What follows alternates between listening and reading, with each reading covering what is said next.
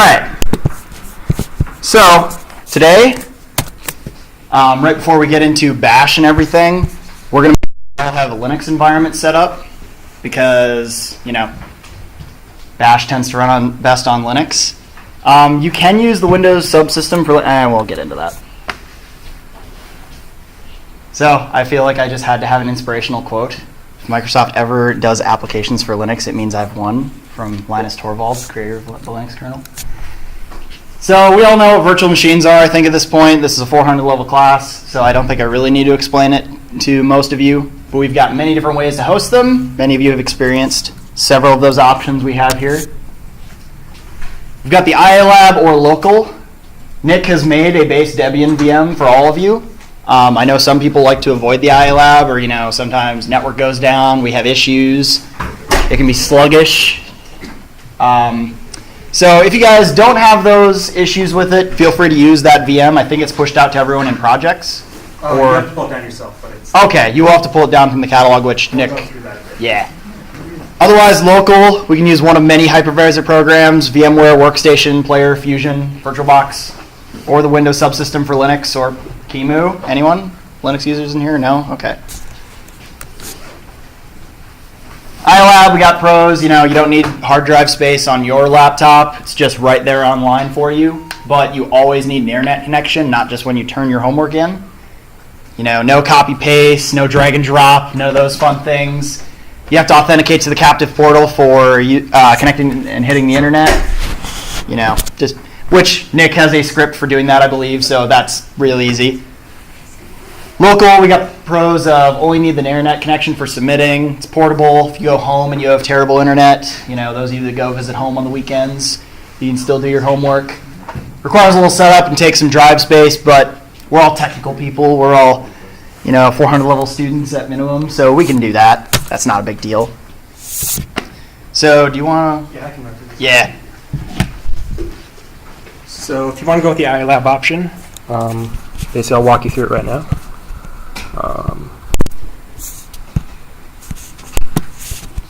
Just going to go to ilab.dsu.edu. Going to go down to either the project's Flash interface if you have the Flash plugin installed already. So if you've used projects or learned before on the Flash interface, that should work fine for you. Otherwise, you can go through the HTML5 interface. I'll try going through the Flash first to see if that works. Probably set up. For me, but I don't have the plugin, so Okay. we'll see. That should be fine. Yeah.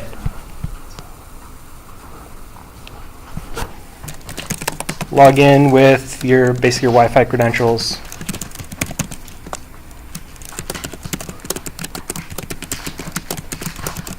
I'm going to trust Evan that he doesn't have a keylogger on his laptop.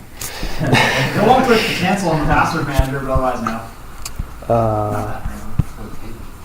So then once you're in here, we're going to click on Add the App from Catalog. Then click All Templates. And then you're going to search for Debian-8. You'll see Debian-8-11 base. Then you'll just hit Next. Name it whatever you want, like CSC 443-Linux, something like that. Then you can basically hit Finish.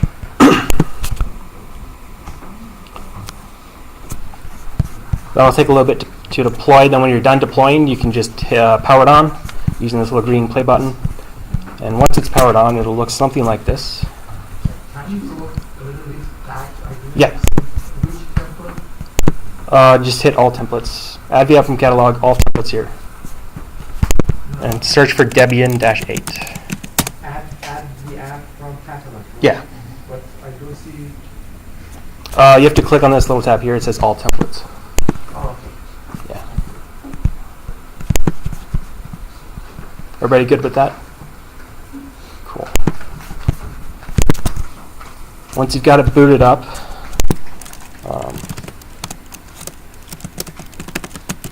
you can log in as you can log in as root with password1bang as the password, password1 exclamation point, or you can log in as DSU with those same credentials, and DSU has sudo. probably log in as DSU because the script you need is in DSU's home directory.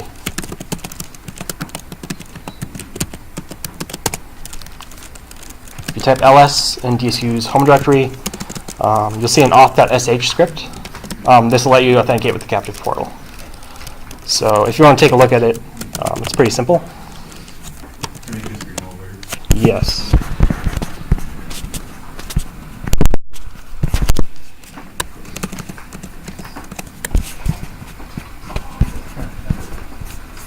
Lost my mouse though. There it is. Cool. Basically all this does, and we'll probably get into this as we go into bash scripting, this just reads your username and password from standard in, and then it runs curl to the captive portal webpage with your credentials, and then that'll authenticate you so you can get internet access. So to run it, all you have to do is do /auth.sh, type in your username and password.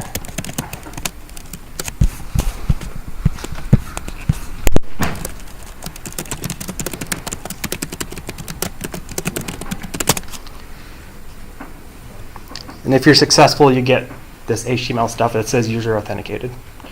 And then you're good to go. And once you get to this point, just wait till everybody catches up on their local stuff, and then Evan will go over how to install all the dependencies and things you need. Yeah? Does the Beyond DSU to run off?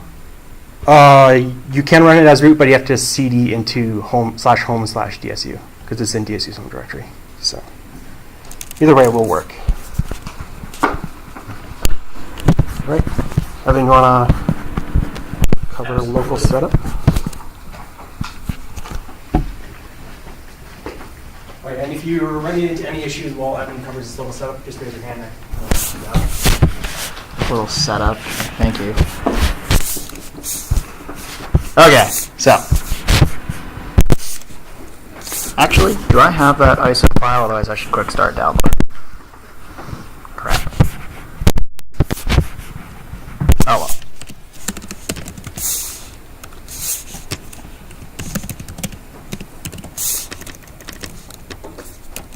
Go away, Slack.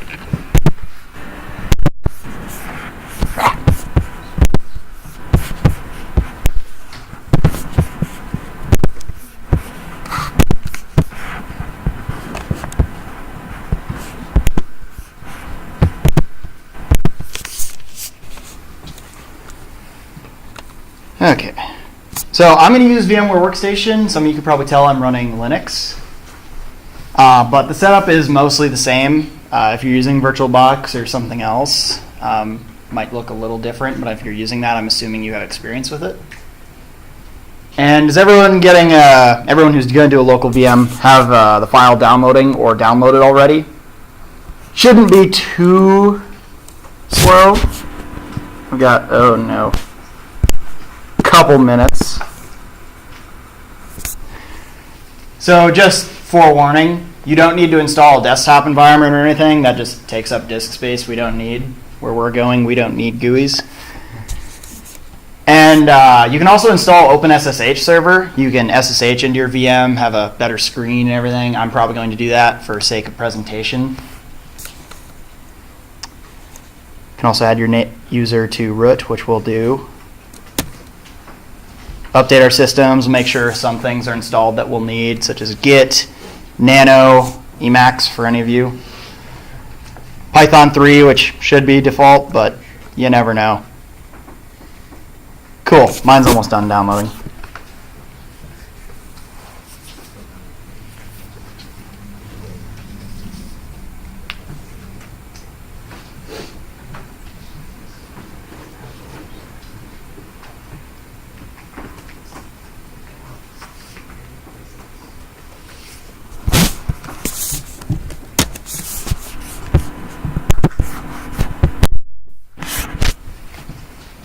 So I think most of us know how to use VMware Workstation or other hypervisors at this point.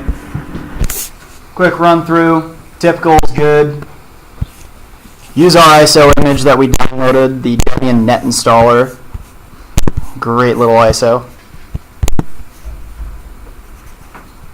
Flex Debian.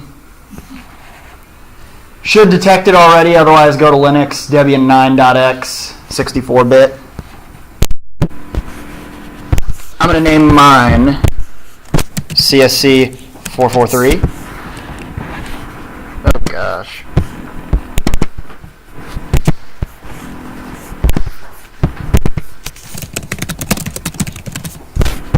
Just because I like to have it in a separate directory.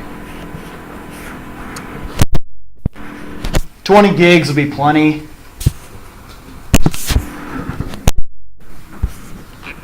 And 1 core, half a gig of RAM. Plenty for a little install like this. You can go ahead and click finish.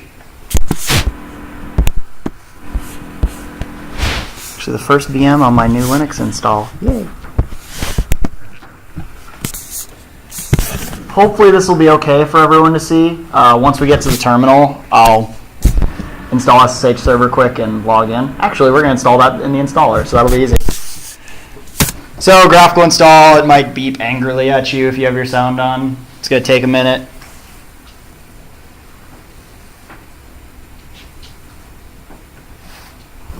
English or whatever language is of your choice, but I won't be able to help you if it's not English. United States, American English. It's going to load some things needed for installation, connecting to the network, all sorts of fun things, partitioning.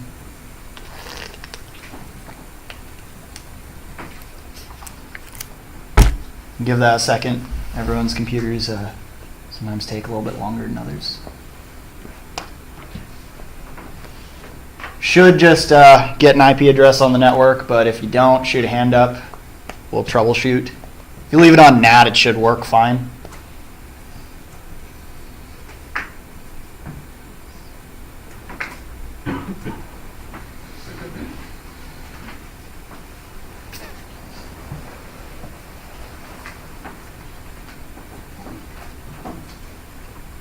Auto configure, well.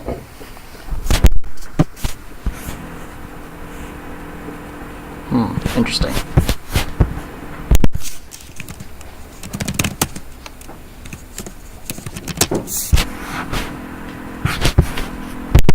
I'm going to try switching mine to bridged once. Anyone else's fail?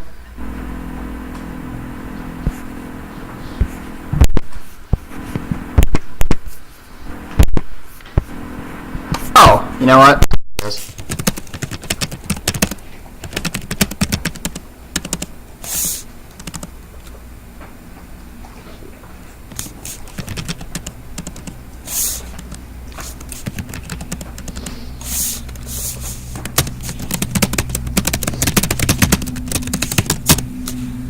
I haven't run VMware Workstation on here since I installed.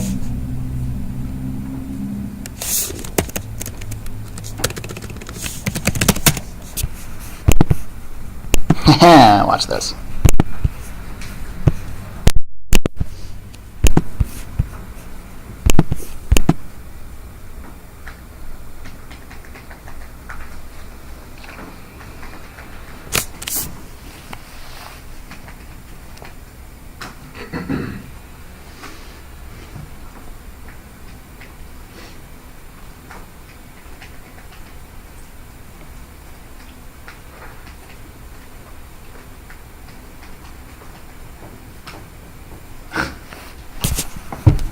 One second, folks.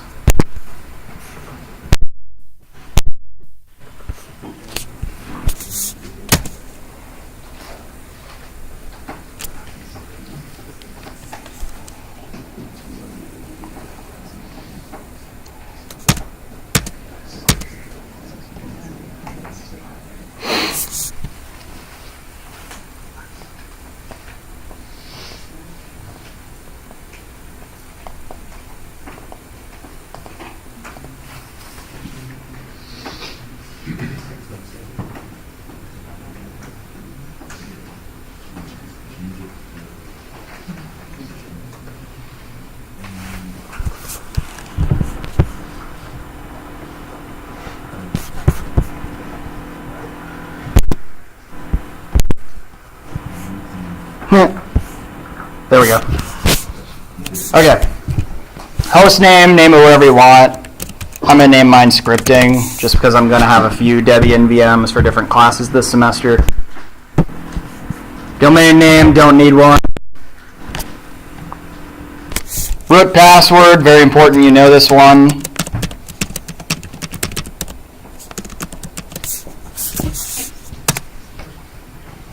Name for the new user.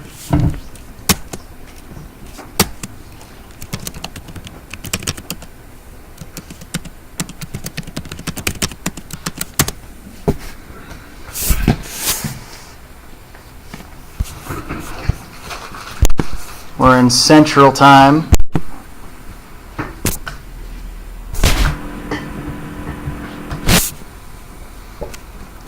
Guided, use entire disk, that's good. Use SCSI. All files in one partition. Finish partitioning and write changes to disk. And make sure to click yes or it gets angry and then you have to go through all that again. And it'll install the base system for us. I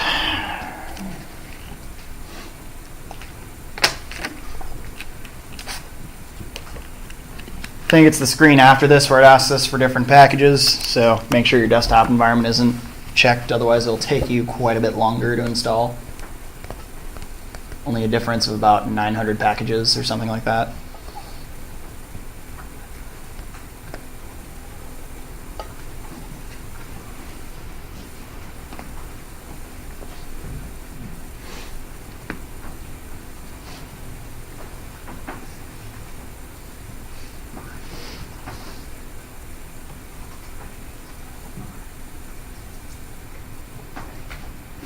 Scan another CD or DVD? Nope. Alright, now the fun one. Does anyone need me to wait before they get to this step? Okay, I'll give it a second. Those of you that are here, you can go ahead and scroll to the top because we're going to manually input a mirror. Unless...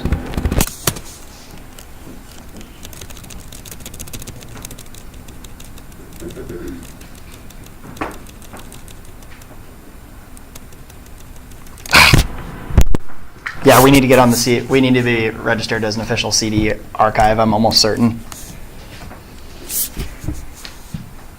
I'm sure those of you that were in Andrew's Linux admin class are already aware of what I'm going to do. Anyone not to this step now? Yeah? Installing the base system? Yeah, it can take a little bit. We're about done. We're about 95% of the way there. We got time. At least for the progress bar, but they tend to lie.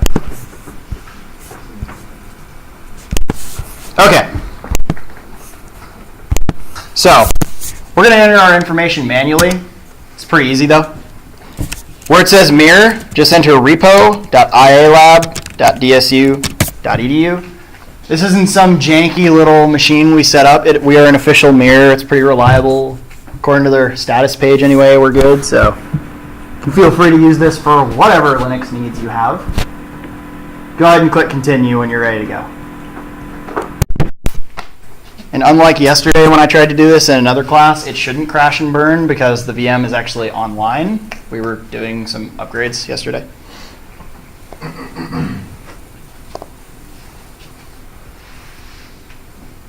It's also a lot faster since we're just going over our 40 gig fiber connection to the data center instead of reaching out on the internet.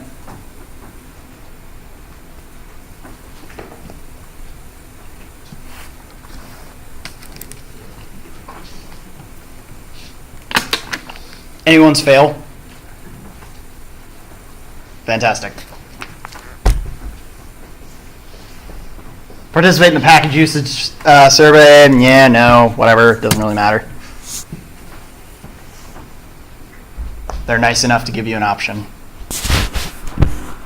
So you do not need the Debian desktop environment. That's going to install GNOME by default. That's heavy and slow, and we don't need it. And go ahead and check the SSH server if you want to use PuTTY or Bitvise or what have you to SSH to your VM, have a little nicer screen.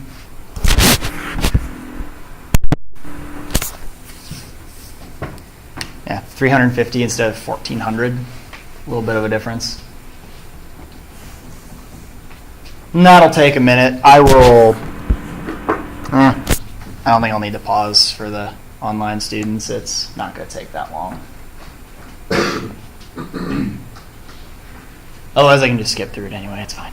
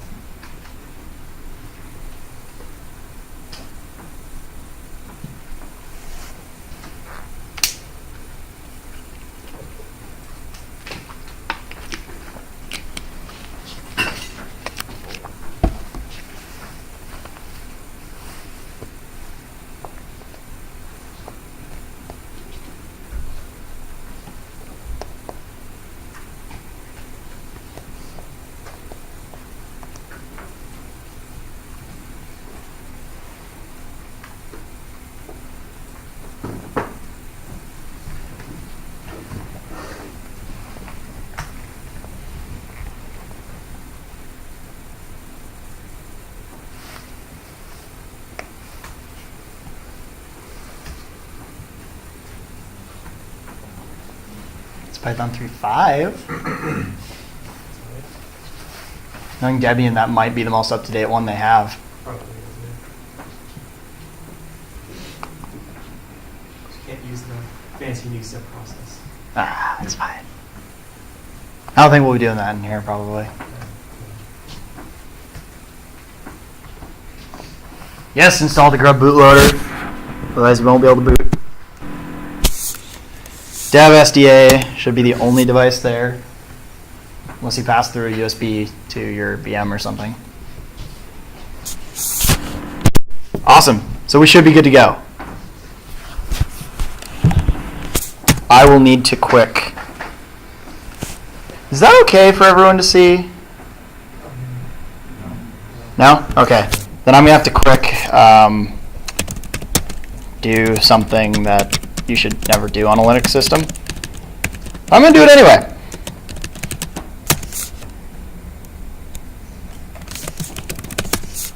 You guys don't need to worry about this.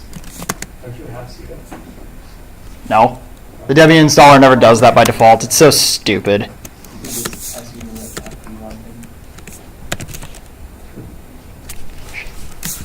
This is funnier. Ah!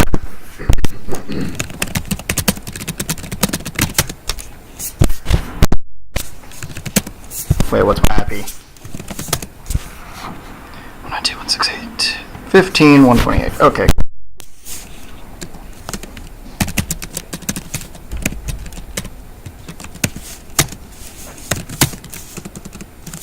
That better? Awesome. So, I didn't even log into root. What is wrong with me? Whatever. So, you guys are going to have to switch to root if you haven't already. You can do that with the su command. The dash will just put you in root's home directory right away. It's nice and easy. So we're going to need to do a couple things. I'm going to do this because it's just habit. I'm going to make my user a sudo user. That way I don't have to always run as root. If you just want to run around on your system as a root, I mean, power to you. Literally because it's the power user. Anyway. So you can just do that with the usermod-a-G command. You're going to learn in Linux admin that the -G is to add a list of groups, I believe. Should be a list. Might just be one group. Followed by your username. You may or may not have to log out, log back in for that to take effect. So I'm going to quick do that. Too many passwords.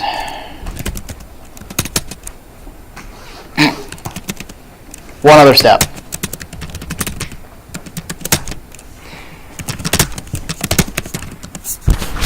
So we need a couple things anyway. What was it? Python 3, Git, Vim, Nano. Yep. So we're going to install a few packages.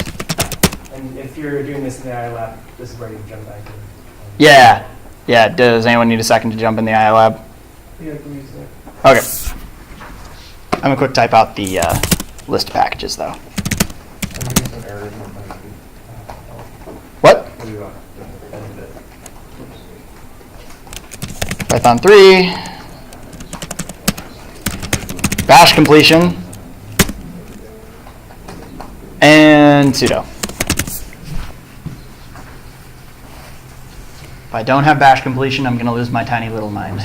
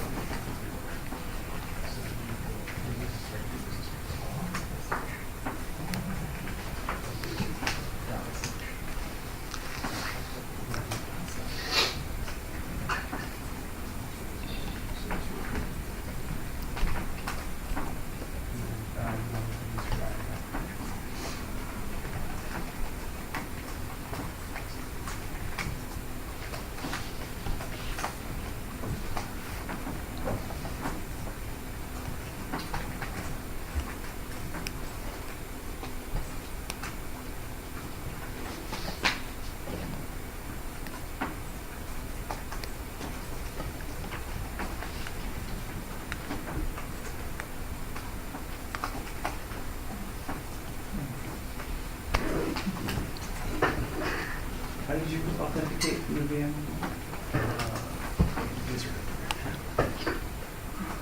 So you need to cd/home/DSU. And then there's an off message description. So you write down some Yeah. and then use your iLab credentials there.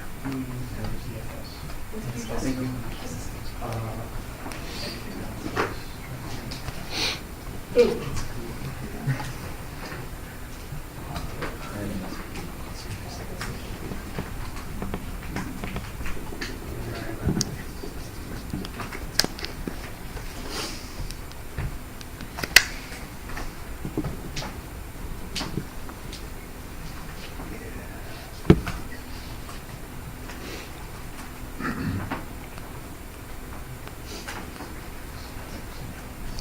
So this is not the most relevant class, but how do you go about having the iLab to go into like the local machine? Oh. I can show that in a second, I guess. I mean, if you look at /etc/apt/sources.list, that's your list of servers for or URLs for different things for your package manager. Debian, you can only really have, Debian, you can only have one for each category at a time. I don't know if you can put more than one and if it'll try it if one fails, but you just basically find and replace and put repo.iolab.dsu.edu/Debian. And I think actually if you go to the Debian mirror generator, you can just generate that and find it, but I haven't tested that. You get very speedy updates when you're around Madison. Actually, if you're not even on campus, but in Madison, since we're paired with Midco, you'll get fast updates too.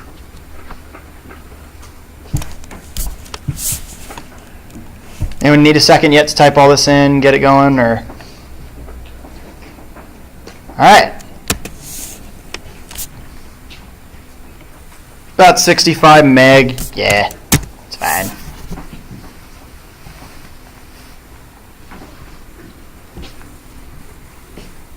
Rsync is part of Python 3? What? I'm just curious. Oh, that might have been part of Git. Okay. Rut. Cool. Anyone have any errors with that? Says I could not open lock file. Did you run? Are you running it as your regular user? Yeah, DSU user. Yeah, you need to run it as root. You can Or sudo. oh, do you have sudo on that already? Okay. I'll just say SU. Yeah. If you're a local VM user, you're gonna have to run it with root since we don't have sudo privileges yet. Which I actually don't think our user mod command would have taken effect since sudo wasn't installed because we didn't have sudo group. Yep. I would bet.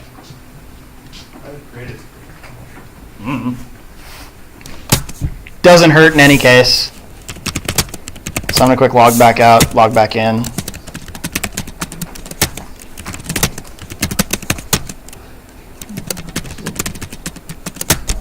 Yay! So, what else did we have here?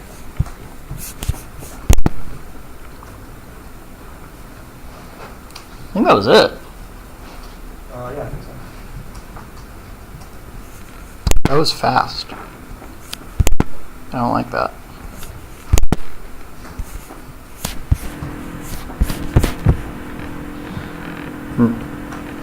No. So we should be good as far as Nick and I are aware. We have everything on here that we need. Nano should be on here. Yep. Vim. Ugh.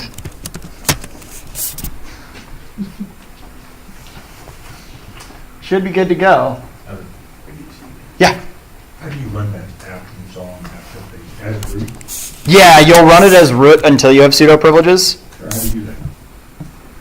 I'll switch to root. Yeah, because when I did that, it gave me version denied. Are you running as root right now? He wants to switch to root. Oh, SU dash. yeah. So you'll do su dash root. Oh, I left the dash out. Okay. Oh, it should still work without the dash. Oh, I use that in the app install? Yeah, you need to make sure it says root at. Yeah.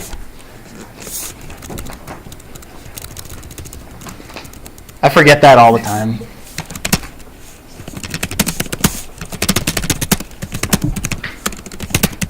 I'm getting a unable to locate package VMO.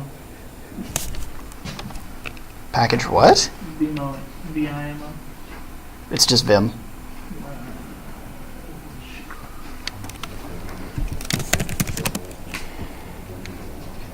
That's it. There we go.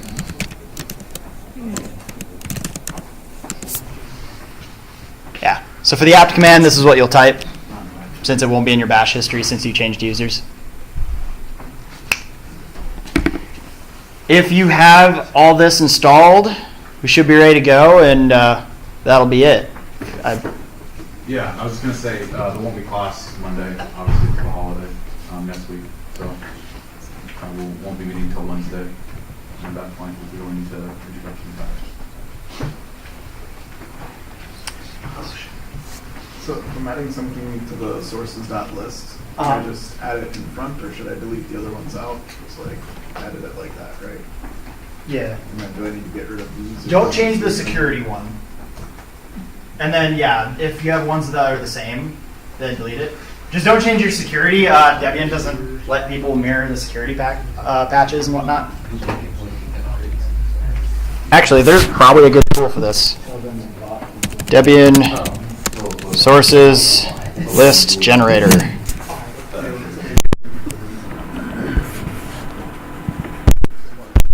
I don't want Australia though. United States. Stretch.